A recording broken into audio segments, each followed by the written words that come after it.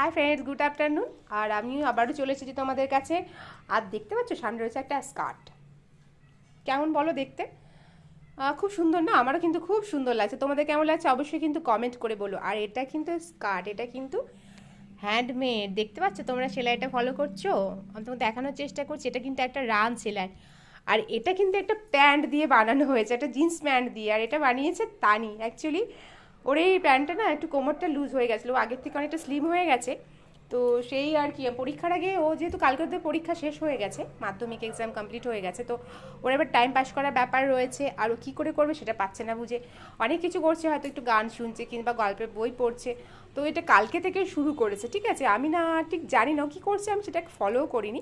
But আজকে complete করার পর বলছে মামা, ও কিন্তু পরে এটা দেখেছে, আর পরে যে কী সুন্দর লাগছে না দেখতে, পরে দেখাচ্ছে মামা দেখো এটা আমি বানালাম। আর সত্যি দেখো, এটা হচ্ছে ফ্রন্ট সাইড, আর এই দেখো এটা হচ্ছে ব্যাক সাইড।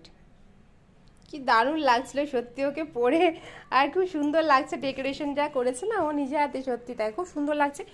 অবশ্য তোমরা যারা এখনও পর্যন্ত আমার চ্যানেলটাকে সাবস্ক্রাইব করোনি তারা কিন্তু অবশ্যই করো। আর তোমরা পাশে থেকো, অবশ্যই পাশে থেকো। আর আগামী দিনে মা মেয়ে নিয়ে নতুন কিছু তোমাদেরকে নতুন কিছু আপডেট দিতে চলেছি। আর যারা চ্যানেলটা কিন্তু না সাবস্ক্রাইব করে থাকবে তারা কিন্তু এসব দেখতেও পাবে না। তা অবশ্যই তোমরা যারা এখনও সাবস্ক্রাইব করোনি তারা কিন্তু অবশ্যই করো আর পাশে থেকো। তো আজকের মতন টাটা।